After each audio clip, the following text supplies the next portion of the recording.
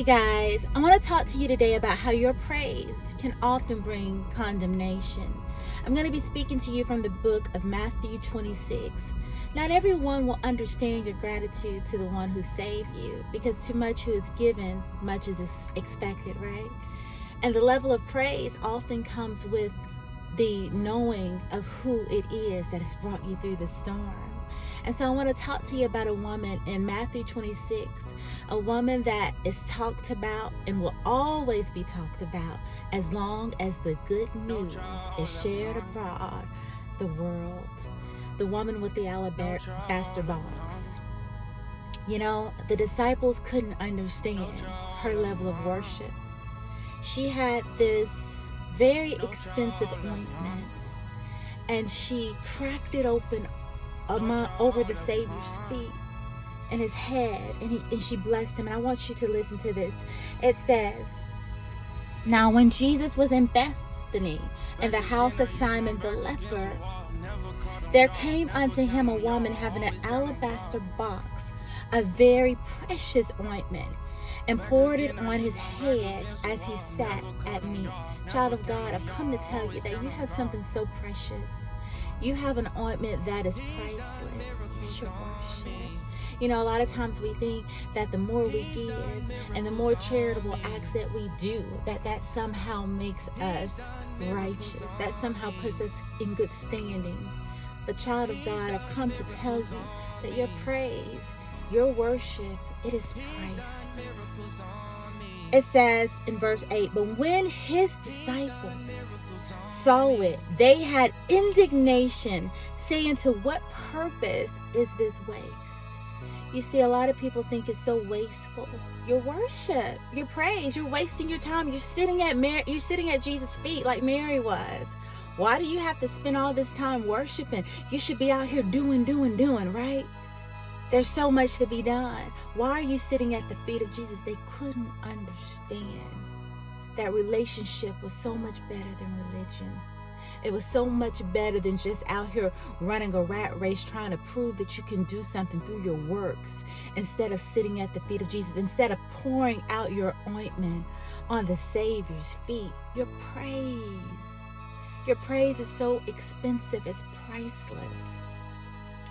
And I think it's so funny that it said his disciples were indignified at him. Indignation. That means they were angry. They despised her worship.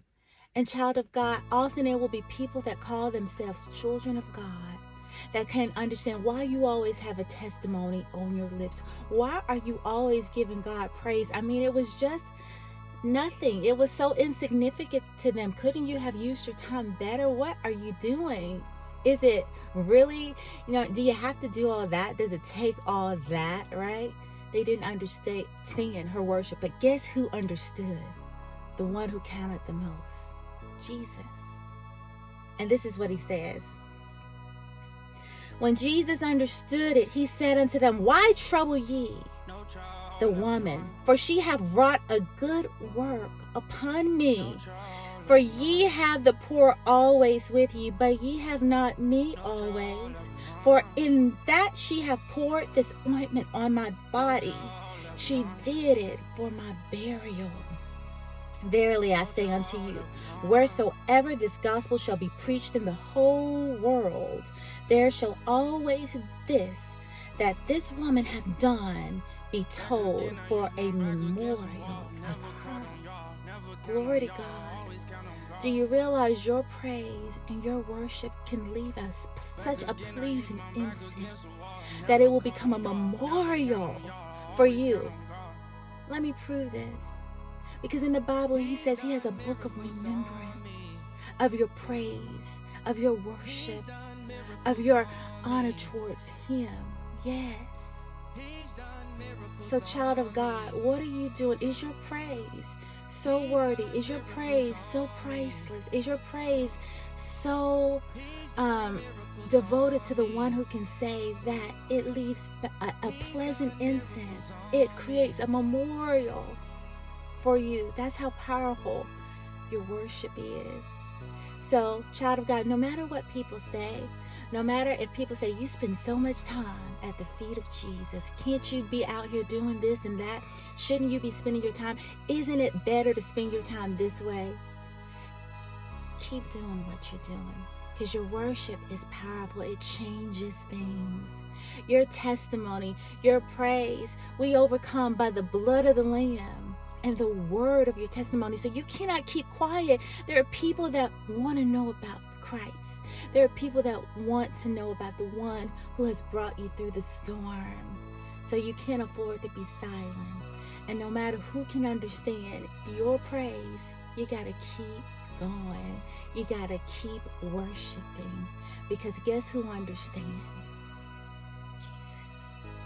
And that's who counts, right? That's who we're doing it for. All right, that is all that I have to say. I was, praying this morning, and I was like, Lord, I've been so busy with my son's graduation, and I'm like, oh Lord, I'm just hungering and thirsting for your word. And he brought me to this morning, and it just fed my spirit. God knows what you need to hear, even when you don't know it. He does, because he sees all, he hears all, and he's here to address every voice in the room. He's here to vindicate you, and he's here to shut the mouths of the lions. And I think that that's beautiful. All right, guys, I'll have a testimony. Well, this weekend was my son's graduation. We had parties. Our forecast on Saturday, we were going to have a pool party, and it had like 60% chance of rain. Then it went down to 50, and we were just praying, Lord, please make a way. Please let the rain not, interrupt the party or cause any issues. Let it be no rain. And he answered our prayers. But then Sunday, I said, Lord, I have another get together, and I'm like, it's supposed to rain 90%. Lord, will you, bring the sunshine? Lord, will you put the rain at bay? And he answered my prayers. It's the small things that are not so small that are a big deal. And I gave him thanksgiving all weekend. I just was giving him glory because he is worthy. He'll change the weather forecast for you, man has a prophecy. They have a weather prediction, right? But who controls the weather? The Father. And he knows how to turn the tides. And he did that. We needed extra tickets for the graduation. The Lord made a way. He is a provider. And I gave him praise.